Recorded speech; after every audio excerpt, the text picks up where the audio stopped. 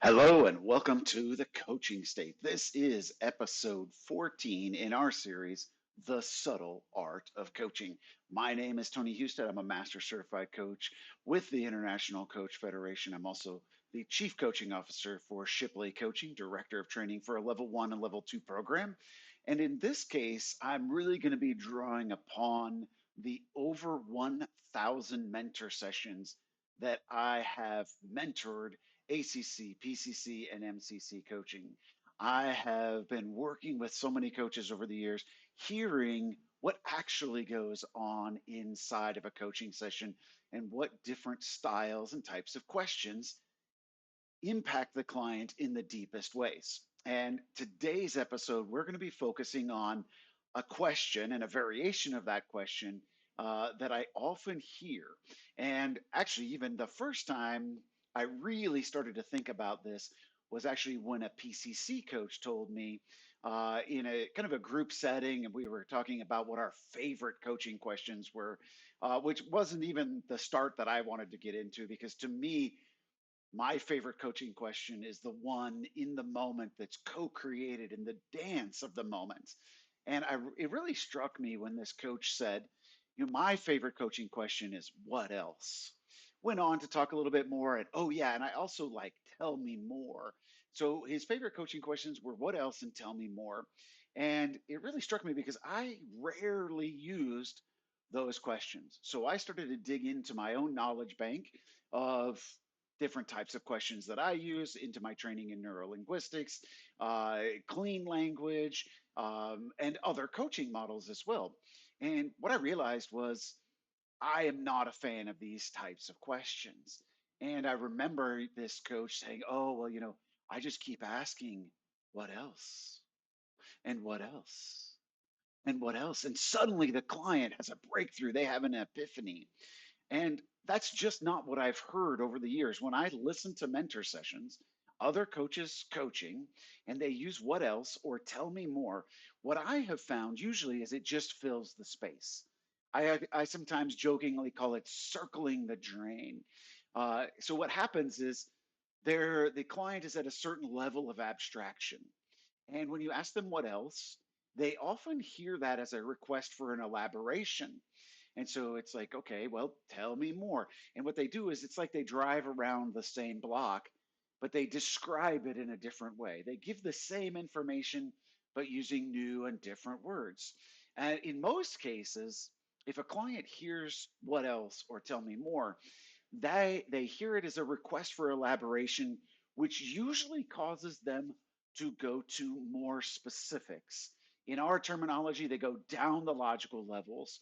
They get into more details. They go smaller to a smaller level of abstraction. And then they start to chunk down and get into more details, more details, more details. Now, the challenge with that is that's pointed the client in the direction of transactional coaching. It's about the what, where, when, and a little bit into the how, but it's very much time management, organization, making lists, to dos, small prioritization. What's first? What's second? What's your A priority? What's your B priority? And it tends to just be more and more detail, more and more flourish, but it doesn't really open up the client to new thoughts. It doesn't take them higher, it doesn't take them bigger, broader. The questions aren't integrative. The questions aren't, in a way, I'd just like to say it this way, to me, it's just simply lazy. Well, I don't know what else to ask, so I'm going to ask what else. I need a moment to figure out where I'm going, so I'm going to say, tell me more. And often that doesn't even align with keeping the agreement that we have with the client, because we're just well, more information, more information. And we suddenly become transcribers and note takers of all this information, hoping that maybe it gives me something to then drill in on and work on as to like find that hot button, that new juicy moment, etc. And this is from coaches that I mentor. When I ask them, I'm curious, what was your intention in asking what else or tell me more? I often get, well, I was just trying to get more information. And there is a time for that. As a coach, I'll just say I do use what else and tell me more from time to time. It's fairly rare and it's a very specific instance. That specific instance is when I need more information. They haven't given me enough detail, enough background, just enough information in general for me to generate a powerful question. I will also admit that every once in a while, if I find myself suddenly distracted, something happens outside of my office, computer, Zoom glitches for a second, something random happens, a totally random thought comes into my mind, and I miss something for a second. I will sometimes use it a little bit like a backstop. It's like, tell me more. It gives me that 1 to 3 seconds to regather myself and get in there. And I know that that's why I'm doing it. And my intent is to get back into the conversation. It allows me that moment to collect myself, but I don't believe that it tends to be a transformative, life altering question. I cannot think of a single time I've ever asked a client, tell me more or what else. And I don't really even know of any from all the mentor sessions that I've ever done where it just like the client had an epiphany. They had an aha moment from asking what else. Now, I've also had this conversation with other coaches, and I had a coach tell me, well, oh, well, Tony, I ask what else because often the first answer my client gives me is sort of a knee jerk reaction. And I'll agree with that. Absolutely. Most times when I ask a question, you'll get, I put it into the category of what's known. They'll tell you what they've already thought of, what they've already pondered, what they've already considered, what they've already tried. Notice that all of those are past oriented. The answers that come are past oriented. So, my next question to me should be, ought to be, what is lovely if I can ask one that turns that focus from the past and what they do know into the future and into what they don't know, what they haven't already thought of, what they haven't pondered, what they haven't considered. So I take those opportunities to ask a bigger, broader question. Often that elaboration, remember we said a moment ago that often, when a client hears tell me more, we get that, oh, okay, they're asking for an elaboration. The other piece I've had, I actually did a live session, a live performance evaluation, and the client stuck around. The coach wanted the client to stick around, and I asked the coach, what was your intention in asking that question? And the coach said their intention, and the client chimed in and said, well, you know what I felt in the moment? I felt like you were judging me, and I felt like my answer wasn't good enough. It was like, oh, that wasn't good enough. What else? And they felt dismissed, which is very interesting to think of. I mean, I wouldn't want that. I wouldn't want any of my clients to feel that their answer wasn't good enough or that they had been dismissing, that the coach had dismissed their answer. I've also found a lot of times when a client is asked, tell me more or what else, that the client will then suddenly flip to the negative because they're looking to explain, they're looking to elaborate. They've already elaborated it in the positive, what they do want, for example, or how they might do it. They'll suddenly flip to the negative because there is more information there and they think, oh, well, this is a request for more information. Let me give them the other side of the coin.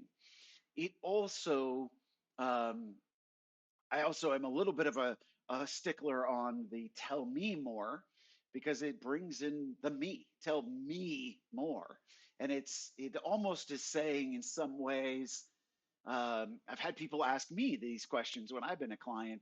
And for me, it's like, oh, they have a personal interest all of a sudden. Tell me more about it. I need to know more.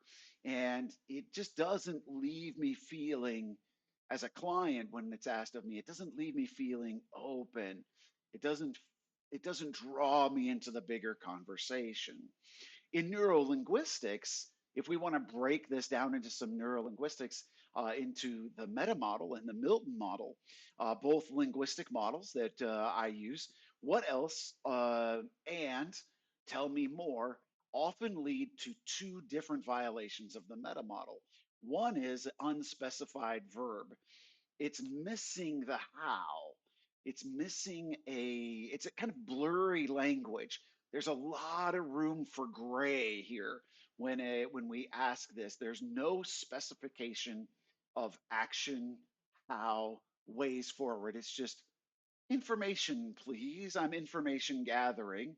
Tell me anything randomly that you have about it versus being pointed, specific, leading the client where we set that agenda. And I think that that big piece of that often is that coaches aren't setting powerful enough agendas. They're setting agendas or contracts or session outcomes as, so if we use today's session to make a list of how you're going to get organized this weekend, would that be a good use of our time? And when you say that and then you say what else, what else, what else, it's all going to be in the same vein. It's going to be in the same region. It's going to be moving forward in the same way. The other meta model violation that often comes up when asking what else is a deletion. And the deletion is simply deletion of facts, it's deletion of the specifics.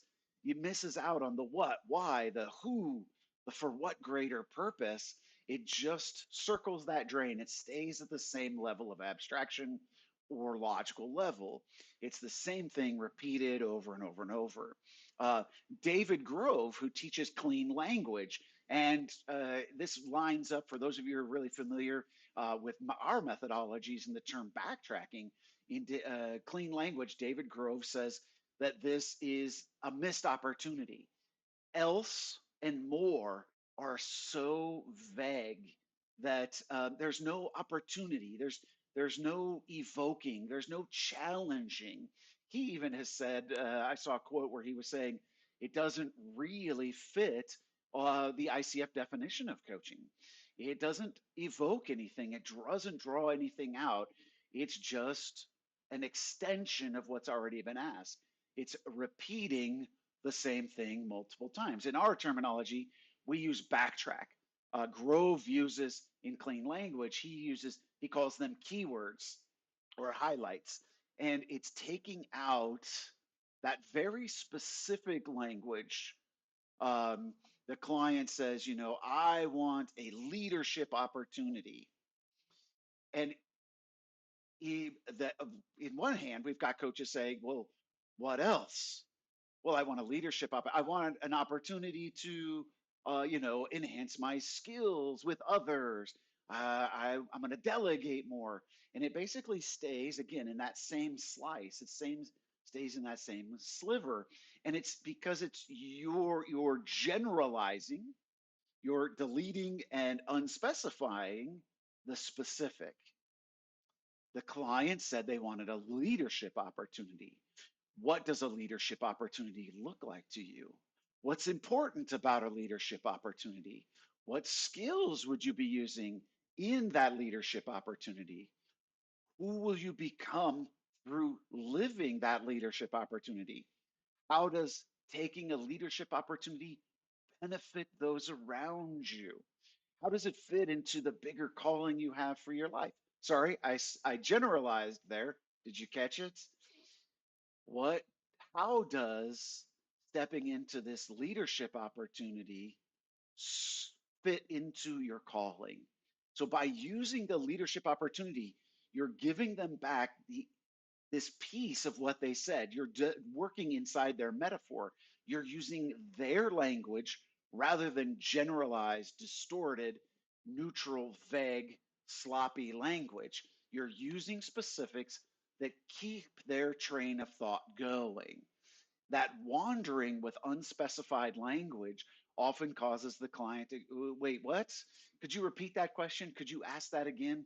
It doesn't land, it doesn't hook in. Another example, Sir Jonathan Whitmore, one of the founders of the Grow model.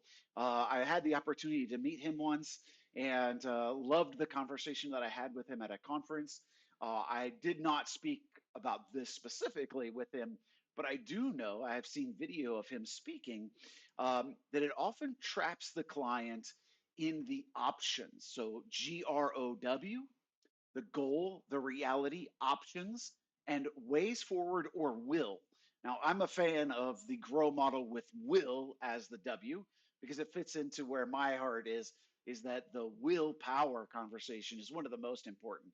The values conversation is one of the most important conversations we can have in coaching versus ways forward is often at the action level. It's just simply action forward versus willpower is about sustainable, integrated action moving forward. So I'm a big fan of that as the willpower conversation. And I've heard Jonathan Whitmore explain that often when coaches use what else, tell me more, it takes them back to the options. They're even just asking it as an options question. Well, what else could you do? What else could you do? Tell me more. And it stays in those options versus bringing it. As I mentioned, it's very similar language to what we were talking before. It's transformative language. It's changing the person. The client is changing and growing as a person versus we're having conversations about the what and the what specifically and the how. These are all the options, but the client stays the same. The client stays the same and the plan changes. All we're doing is tweaking the plan.